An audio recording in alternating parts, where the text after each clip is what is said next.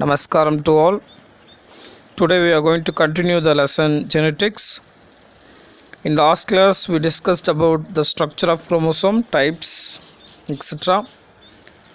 Let's go to the new topic, structure of DNA. James Watson and Francis Crick given a model of DNA, double helical structure, three-dimensional model, semi-conservative model. Watson, Crick and Wilkinson were awarded Nobel Prize for Medicine for this discovery. So, chemical composition of DNA molecule. DNA is a large molecule consisting of millions of nucleotides. Hence, it is also called a polynucleotide. Each nucleotide consists of three components: a sugar molecule, deoxyribose sugar, a nitrogenous base. Nitrogenous base consists of two types, purines and pyrimidines. Purines consist of adenine and guanine. Pyrimidines consist of cytosine and thymine. And third one, a phosphate group. So, nucleoside and nucleotide. Nucleoside consists of nitrogen base and sugar, but nucleotide consists of nucleoside plus phosphate. So, DNA molecule three components irukku. One is sugar molecule, இன்னொன்று nitrogenous base, மூணாவது phosphate group. இது மூணு இருந்தால் அது nucleotide. Nitrogen base plus sugar மட்டும் இருந்தால் அது nucleoside. So DNA is made up of many nucleotides. That's why it is called polynucleotide. Right. Next, Watson and Crick model of DNA. DNA molecule consists of two polynucleotide chains. That's why it is double helical structure, because two strands run but anti-parallel. Anti-parallel na ஒன்றுக்கு ஒன்று எதிரெதிராக பிணைஞ்சு போகுது. So 5:3 ஒரு that is ஒரு strand இருந்தால் 3:5 இன்னொரு strand வரும். So anti-parallel. Nitrogenous base in the center are linked to sugar phosphate units which form the backbone of DNA. So nitrogenous base sugar and phosphate ஓட join ஆயிருக்கு. அது நம்ம பிக்சரில் பார்ப்பீங்க. Pairing between the nitrogenous base is very specific and is always between purine and pyrimidine. So purines always pair with pyrimidine. They are linked by hydrogen bonds. அது மட்டும் இல்லாமல் adenine always linked with thymine, cytosine always linked with guanine. Adenine, thymine ரெண்டுத்துக்கு இடையில 2 hydrogen bonds, cytosine, guanine ரெண்டுத்துக்கு இடையில 3 hydrogen bonds. நல்லா ஞாபகம் வச்சுங்க. adenine always pair with thymine, cytosine always pair with guanine. adenine-க்கும் thymine-க்கும் இடையில 2 hydrogen bonds, cytosine-க்கும் guanine-க்கும் இடையில 3 hydrogen bonds. So this is called complementary base pairing. In the adenine, guanine, cytosine, thymine இதெல்லாம் nitrogenous base pair. ஓகேவா? Next, hydrogen bonds between the nitrogenous base makes the DNA molecule stable. Each turn of the double helix is 34 angstrom. 34 angstrom. அது மட்டும் இல்லாமல் there are 10 base pairs in a complete turn. ஒரு டர்னுக்கு 10 base pairs இருக்குது அப்படின்னா ஒவ்வொரு base பேருக்கும் இடையில இருக்கிற கேப் வந்து 3.4 நானோமீட்டர். அது 34/10. So 3.4 nanometre. So the nucleotides in a helix are joined together by phosphodiester bonds. ஏன்னா சுகரு பாஸ்பேட்டோட நியூக்ளியோடைட்ஸ் லிங்கில் இருக்குது. ஸோ அதுக்கு தேவையான பாண்ட் வந்து பாஸ்போடைஸ்டர் பாண்ட். நைட்ரஜனஸ் பேஸ் அதாவது பியூரினுக்கும் pyrimidine-க்கும் இடையில இருக்கிற பாண்ட் வந்து ஹைட்ரஜன் பாண்ட். ஞாபகம் இருக்கட்டும். Chargaff's law states that in DNA the proportion of adenine is always equal to that of thymine, and the proportion of guanine always equal to that of cytosine. So இப்போ adenine எவ்வளோ இருக்கும்? அதுக்கேற்ற மாதிரி அதுக்கு ஈக்குவலாக thymine இருக்கும். Guanine எவ்வளோ இருக்கோ அதுக்கேற்ற மாதிரி அதுக்கு ஈக்குவலாக சைட்டோசின் இருக்கும். அதே மாதிரி எவ்வளோ எவ்வளோ பியூரின்ஸ் இருக்கோ அவ்வளோ pyrimidines இருக்கும். So purines equals to pyrimidines, thymine equals to adenine, cytosine equals to guanine. Next, DNA replication. DNA replication is one of the basic process that occurs within a cell. DNA molecule produces exact copy of its own structure during replication process. The two strands of DNA molecule have complementary base pairs. The nucleotides of each strand provide the information needed to produce its own strand. The two resulting daughter cells contain exactly the same genetic information as the parent cell. DNA replication involves the following steps. Okay, so ஒரு செல் ரெண்டாக பிரியுது. அப்படி பிரியும் போது அதில் இருக்கிற cytoplasmic organelles மட்டும் கிடையாது, நியூக்ளியஸும் பிரியுது. நியூக்ளியஸ் பிரியுதுன்னா அதில் இருக்கிற குரோமோசோம் பிரியுது. குரோமோசோம்னா அதில் இருக்கிற டிஎன்ஏ பிரியுது. அதுதான் நம்ம பார்க்குறோம். அதுதான் DNA replication. So origin of replication. The specific points on the DNA where the replication begins is the site of origin of replication. The two strands open and separate at this point, forming the replication fork. So DNAல எந்த இடத்துல replication ஆரம்பிக்குதோ அதான் side of origin. அந்த இடம் பார்த்திங்கன்னா fork மாதிரி இருக்கும், ரெண்டாக பிரிஞ்சு போயிருக்கும். அதை ரெப்ளிகேஷன் ஃபோர்க்குன்னு சொல்கிறோம். Unwinding of DNA molecule. The enzyme called helicase bind to the origin of replication site. So helicase separate the two strands of DNA. அப்போ topoisomerase அந்த என்சைமோட வேலை என்னன்னு கேட்டிங்கன்னா, that also separates the double helix above the replication fork and removes the twist formed during the unwinding process. Each of the separated DNA strands function as a template. டெம்ப்ளேட்னா இதை base பண்ணி தான் nucleotides form ஆக போகுது, new nucleotides. Okay, next formation of RNA primer. An RNA primer is a short segment of RNA nucleotides.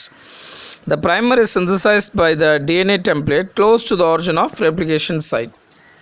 இப்போ RNA templates okay DNA டெம்ப்ளேட்டை base பண்ணி form ஆகும், அதுதான் RNA primer. Synthesis of new complementary strand from the parent strand. After the formation of RNA primer, nucleotides are added with the help of an enzyme or DNA polymerase, and a new complementary strand of DNA is formed from each of the parent strand. The synthesis is unidirectional. So DNA polymerase அதான் new complimentary ஸ்ட்ராண்டை form பண்ணுது, டிஎன்ஏவோட new complimentary ஸ்ட்ராண்டை. அது காரணம் RNA primer. Okay, in one strand the daughter strand is synthesized as a continuous strand which is called leading strand. So continuously daughter strand form ஆகிட்டே போகுது, அது leading strand. In the other strand, short segments of DNA are synthesized. This strand is called lagging strand. சின்ன சின்னதாக கொஞ்சம் கொஞ்சமாக strands form ஆகி அப்புறம் ஒன்றா லாஸ்ட்டில் ஜாயின் ஆகும், அது lagging strand. The short segments of DNA are called Okazaki fragments. The fragments are joined together by the enzyme DNA ligase. The replication stops when the replication fork of the two sites meet at a site called terminus. So லாஸ்ட்டில் எங்கே அது meet பண்ணுதோ அந்த இடத்துல முடியுது, அதோட replication stop ஆகுது. Next, significance of DNA. It is responsible for the transmission of hereditary information from one generation to the next generation. It contains information required for the formation of proteins. It controls the developmental process and life activities of an organism. So ஒரு ஜென்ரேஷன்லேருந்து இன்னொரு generation heredity இன்ஃபர்மேஷனை pass பண்ணது. ஹெரிடிட்டினா என்ன? Transmission of characteristics, அதுதான் heredity, வேறு ஒன்றும் இல்லை. So மரபு பண்புகளை கடத்துது, நிறைய ப்ரோட்டீன் ஃபார்ம் ஆக ஹெல்ப் பண்ணுது, லைஃப் ஆக்டிவிட்டீஸ்க்கு தேவையான நிறைய டெவலப்மெண்டல் ப்ராசஸ்க்கு இந்த டிஎன்ஏ ரெப்ளிகேஷன் டிஎன்ஏ ரொம்ப முக்கியம். Okay, next sex determination. Sex டிட்டர்மினேஷனில் என்ன பார்க்குறீங்க? இன் ஹியூமனில் we have 23 pairs of chromosome. இதில் 22 pairs of chromosomes are called autosomes, அதாவது பாடி chromosome. And 1 pair, that is 23rd pair is called sex chromosome, that is allosome. ஓகேவா? இதில் female gamete, அதாவது எக்கில் என்ன இருக்குன்னு கேட்டிங்கன்னா 22 + X இருக்கும். ஓகேவா? இன்னொரு எக்கில், அதாவது எல்லா எக்லேயுமே 22 + X தான் இருக்கும் ஃபீமேலை பொறுத்தவரையிலையும். ஓகேவா? மேலோட ஸ்பெர்மை பொறுத்தவரையிலையும் 22 + X 22 + Y, இந்த மாதிரி ரெண்டு விதமான குரோமோசோம் உள்ள ஸ்பெர்ம் இருக்கும். ஸோ ஸ்பெர்மில் பார்த்தீங்கன்னா 22 + Xம் இருக்கலாம், இல்லைனா 22 + Yஆகவும் இருக்கலாம். ஓகேங்களா? இப்போது எக்கோட 22 + Xம் ஸ்பெர்மோட 22 + Xம் சேர்ந்ததுன்னா அது ஃபீமேல், 44 + XX. எக்கோட 22 + Xம் ஸ்பெர்மோட 22 + Yயும் ஜாயின் ஆச்சுன்னா 44 + XY, அது மேல். அப்போது செக்ஸை டிட்டர்மைன் பண்ணுறது ஃபாதர், தட் இஸ் மேல். ஏன்னா அங்கே தான் XY அப்படின்னு ரெண்டு விதமான ஸ்பெர்ம்ஸ் இருக்குது. ஓகேங்களா? பட் எக்கை பொறுத்திலையும் X மட்டும்தான் இருக்குது. Right. Next, mutation. The term mutation was introduced by Hugo de Vries. So mutation அப்படின்னா என்னென்னு கேட்டிங்கன்னா, இட்ஸ் அ சடன் சேஞ்ச். ரொம்ப simple. Sudden change of genetic material is called mutation. There are two types, chromosomal mutation and gene mutation. இல்லை chromosomal mutation என்னென்னா sudden change in the structure or number of chromosome, அதுதான் வந்து chromosomal mutation.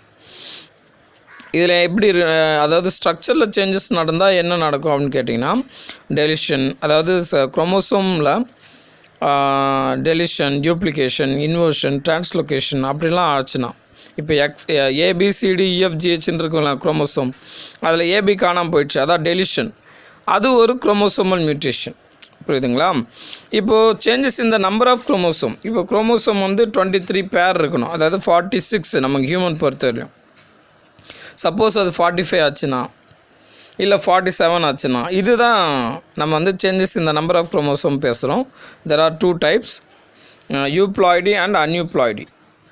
யூப்ளாய்டுன்றது என்னென்னா, individual bears more than the usual number of diploid. அதாவது ஹேப்ளாய்டுன்னு பேசுவோம். ஹேப்ளாய்டுன்றது single set of chromosome. இப்போ டிப்ளாய்டுனா டபுள் செட் ஆஃப் குரோமோசோம். எல்லா பாடி செல்லையுமே டபுள் செட் ஆஃப் குரோமோசோம் தான் இருக்குது.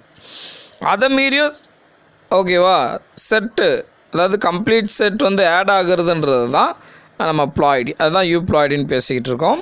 Example triploidy 3N, டெட்ராப்ளாய்டி 4N. So triploid பார்த்தீங்கன்னா plants and animals are typically sterile, ஏன்னா அது அப்நார்மல் இல்லையா. It has 4 haploid set of chromosome.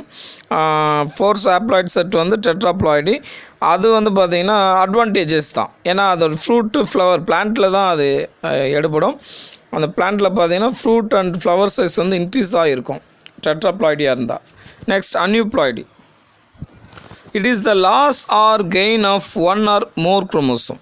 யூப்ளாய்டியில் கம்ப்ளீட் செட்டு ஆட் ஆகுது, 2N 3N 4N போகுது. அன்யூப்ளாய்டுன்றது அந்த டிப்ளாய்டில் 1 or 2 குரோமோசோம்ஸ் ஆட் ஆகிறது அல்லது டெலிட் ஆகிறது. ஓகேவா? கெயின் ஆர் லாஸ், இதுதான் aneuploidy. For example monosomy 2N - 1, அப்போ 45 குரோமோசோம் இருக்கும். ட்ரைசோமி 2N + 1, அப்போ 47 குரோமோசோம் இருக்கும். நல்லிசோமி 2N - 2, அப்போ 44 குரோமோசோம் இருக்கும். புரியுதுங்களா? So in man Down syndrome is one of the commonly known aneuploidy condition. So Down syndrome அப்படின்னு பார்த்தீங்கன்னா, this condition was first identified by a doctor named Langdon Down. So அவர் தான் முதல்ல கண்டுபிடிச்சிருக்காரு. இது என்ன ஆகும் அப்படின்னா, குரோமோசோம் 21ல், அதாவது 22 வரைக்கும் ஆட்டோசோம்ஸ் இருக்கும், 23rd பேர் வந்து அல்லோசோம் சொல்லியிருக்கோம். அதில் 21 அந்த செட்டில் வந்து 2 குரோமோசோம் இருக்கணும். அது போல் 3 குரோமோசோமாக இருக்கிறது. இப்போ டோட்டலாக ஆட் பண்ணிங்கன்னா 47 குரோமோசோம் இருக்கும். இதை தான் ட்ரைசோமி 21 அப்படின்னு டவுன் சிண்ட்ரோமை சொல்கிறோம். ஸோ என்ன ஆகும்னு பார்த்தீங்கன்னா, மென்டல் ரிட்டார்டடாக இருப்பாங்க, அதாவது மூளை வயசு கம்மியாக இருக்கும், டிலேட் டெவலப்மெண்ட், சீக்கிரம் வளர மாட்டாங்க, பிஹேவியர் ப்ராப்ளம் இருக்கும், சரியாக பிஹேவ் பண்ண மாட்டாங்க, weak muscle tone, vision, hearing எல்லாமே வீக்காக இருக்கும். ஓகேங்களா? இதுதான் இந்த condition of the children, right? Next, gene or point mutation. Gene mutation is a changes occurring in the nucleotide sequence of a gene. So gene or point mutation ரொம்ப மைன்யூட்டாக நியூக்ளியோடைடில் changes ஏற்படுறது. So sudden change அதான் mutation சொல்கிறோம். So நியூக்ளியோடைடில் அந்த sudden change, that is deletion, substitution, insertion, inversion, இதெல்லாம் nitrogenous பேஸில் நடந்தால் அது gene R point mutation. இதனால் என்ன ஆகும் அப்படின்னா அப்நார்மல் ப்ரோட்டீன் ஃபார்ம் ஆகும். ஸோ அதனால் பிரச்சனைகள் ஏற்படலாம். Okay, thank you.